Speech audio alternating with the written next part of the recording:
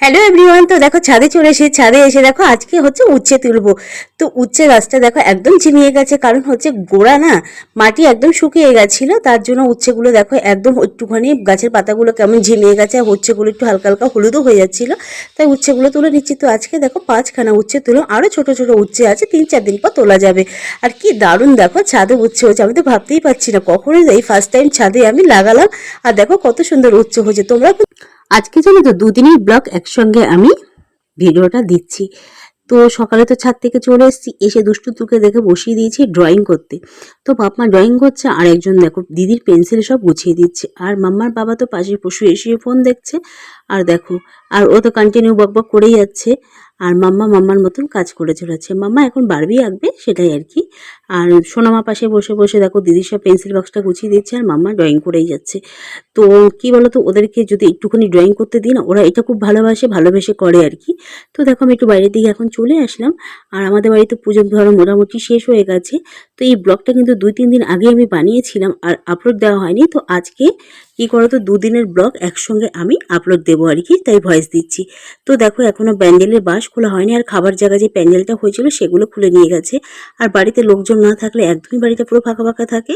যখন পুজো হয় জেঠুরা আসে সবসময় চলে যায় আর কি। আর মন্দিরটাও দেখো এখন যতদিন ঠাকুর ছিল বেশ ভরা ভরা লাগছিল, আর পুরো খালি হয়ে গেছে। আর শীতলা কালী মন্দিরে সারা বছরই আর কি কালীমা শীতলা মা থাকে, তার জন্য অতটা ফাঁকা লাগে না। আর বাসন্তী মন্দিরটা পুরোটাই ফাঁকা ফাঁকা লাগে, কারণ হচ্ছে ঠাকুর তো বিসর্জন দিয়ে দেওয়া হয় বাসন্তী মাকে, আর শীতলা আর কালীমা তো সবসময় থাকে, তাই অতটা খারাপ আর লাগে না। তো দেখো মন্দিরটা বন্ধ করে দিয়েছি, কারণ সকালবেলা ফুল জল দেওয়া হয়। আর দেখো এই প্যান্ডেলের বাঁশগুলো কিন্তু এখনো খোলেনি। তো আর উঠানটাও দেখো একদম পরিষ্কার ঝকঝকে আছে। আবার বৃষ্টির জল, তারপরে ঝাড়ফাড় না দিলে ঘাস উঠে যাবে, পাতা এবার ভরে যাবে, আবার সেই 1 বছর পর এবার পরিষ্কার করবো। তো আস্তে আস্তে গুটি গুটি পায়ে দেখো এখন বাড়ির দিকে আমি চলে এসেছি। আর সবাই দেখো খেয়ে পাতাগুলো দেখো কলের পাড়ে ফেলেছি, এগুলো সব আবার পরিষ্কার করতে হবে। তো দেখো আমি এখন ঘরে চলে এসেছি, আর মাম্মা কি করছে সেটাও দেখবো, কারণ ওর ড্রয়িংটা আমি করতে দিয়ে গেছি, ও ঠিকঠাক করছে কিনা আমি সেটা দেখবো। আর দেখো এতদিন তো বাড়িতে অনেক লোকজন ছিল, বালিশ ফালিশ কিছুই গোটানো হয়নি। আর এখানে দেখো আমাদের বাড়িতে তো অনেক লোক আসে, তো বিছানাপত্র বালিশ পুরো একদম একাকার হয়ে গেছে, এগুলো রোদে দিয়ে কেচে তারপরে আবার ঢোকাতে হবে।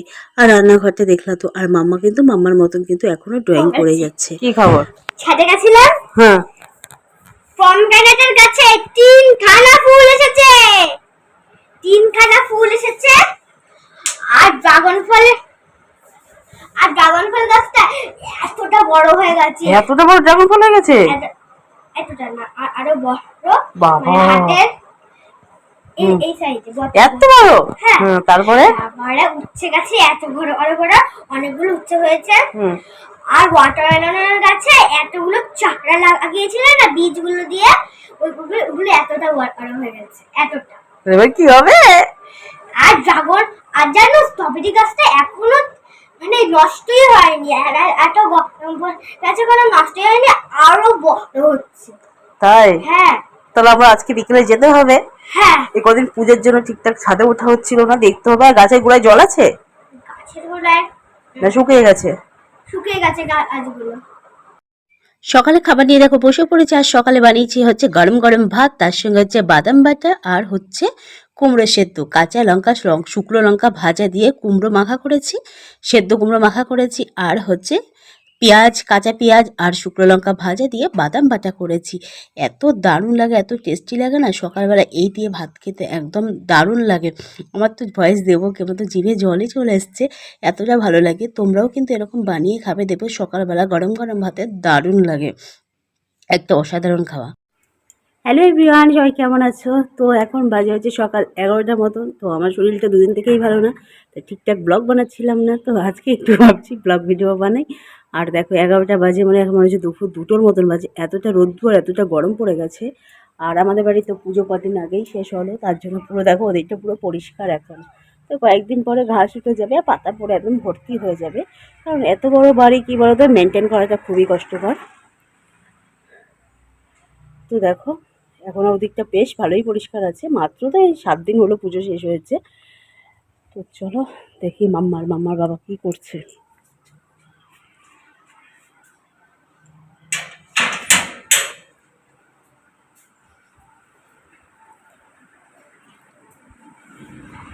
লুডু।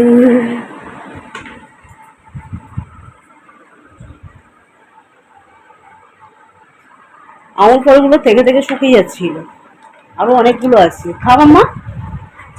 হ্যাঁ, তুই বাবা দুজনে মিলেই খা। বসে পড়লে এখন ওদের সময় লুডু খেলতে গিয়ে।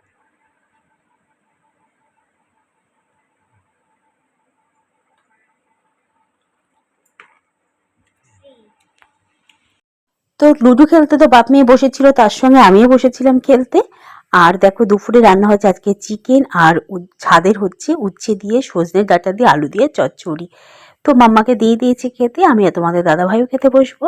আর এখানে দেখো ভাত আমাদের বাড়া হয়ে গেছে। আর রান্নাঘরের অবস্থা দেখো, কি বলতো, দুদিন ধরে জ্বর, এতটা গা হাত পা ব্যথা, এতটাই শরীর খারাপ, সব এলোমেলো ছড়িয়ে ছিটিয়ে রয়েছে। আর দেখো সন্ধে হয়ে গেছে, মাম্মা বাইনা ধরেছে আজকে মোমো খেতে যাবে, তাই তিনজনে মিলে বেরিয়েছি মোমো খেতে। তো জানো তো, জানি না কি হয়েছে, আজকে কোথাও মোমো পাচ্ছিলাম না। তো দেখা যাক এখানে মোমো পাই কিনা।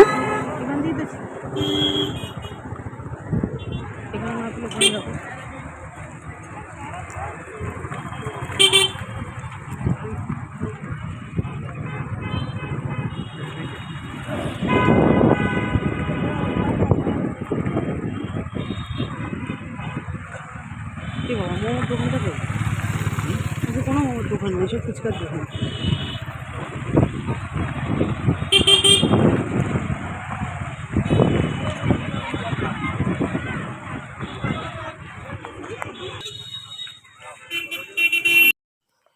এই দোকানটা হচ্ছে নবদ্বীপ গৌরাঙ্গ সেতু ব্রিজের ওঠার আগে একটা দোকান, ওখানে আর কি সব কিছু পাওয়া যায়, চিকেন মোমো থেকে ভেজ মোমো, তারপরে পকোড়া সবই পাওয়া যায়, কিন্তু আজকে কোনো মোমো রাখেনি। আর জানি না কেন আজকে, জানো তো, এই জায়গাটা আর কি গৌরাঙ্গ সেতুর ব্রিজের নিচে ঘোষপাড়াটায় আজকে এতটা ভিড় কেন কি জানি, সেটা বুঝতেই পারছি না। লাস্টে আমরা নবদ্বীপ স্টেশনে আর কি প্ল্যাটফর্মের কাছে দেখো একটা মোমোর দোকান পেয়েছি, মাম্মাকে আজকে ওখানেই মোমো খাওয়াচ্ছি। আমার আর খেতে ইচ্ছা করলো না, দুপুরে চিকেন খেয়েছিলাম তাই খাইনি। আমি আর তোমাদের দাদাভাই খাচ্ছি জল ফুচকা। তো আমার ভীষণই ভালো লাগে জল ফুচকা। তো জ্বর হয়েছিল তো আর কি জল ফুচকা খাচ্ছি, বেশ টকটক ঝাল ঝাল, বেশ ভালো লাগছে খেতে। আর তোমাদের দাদাভাই এমনিতেও মোমো খায় না, কোনোদিনও ও মোমো খায় না। আমি আর মাম্মা বেরোলে আমি আর মাম্মাই খাই, কিন্তু মাম্মা মোমো খেলো, আমরা দুজনে ফুচকা খাচ্ছি। আর ফুচকাটা কিন্তু দারুণ বানিয়েছে। কি বলতো, আজকে অনেক দোকান খুঁজে খুঁজে লাস্টে একটাই মোমোর দোকান পেয়েছি, তাও এনার কাছে। তো উনি একপাশে মোমো বিক্রি করছে, একপাশে ফুচকা বিক্রি করছে। সব সে বাড়ি আসার পথে দেখলাম ভুট্টা বিক্রি হচ্ছে, তো একটা ব্রিজের পাশে আর কি। তো দোল গোবিন্দপুরের নাম এখানে। তো আমরা তিনজনা দাঁড়িয়ে একটু ভুট্টা খেয়ে নিলাম, তারপরে বাড়ি চলে যাবো। তো সবাইকে টাটা, গুড নাইট, সবাই খুব খুব ভালো থেকো। আবারও দেখা হচ্ছে নেক্সট ব্লগে তোমাদের সঙ্গে, ততক্ষণ খুব খুব ভালো রাখো। তো এখন আমরা এখানে ব্রিজে বসে একটুখানি গল্প করব, ভুট্টা খাবো, তারপরে বাড়ি যাব। আর আমাদের মতো রাতের বেলা কারা কারা ঘুরতে ভালোবাসো অবশ্যই কমেন্ট করে জানাতে একদমই ভুলো না। আর কি বলো তো, মাঝে মাঝে না একটু ঘুরলে কিন্তু মনটা ভালো থাকে। তো সবাইকে টাটা।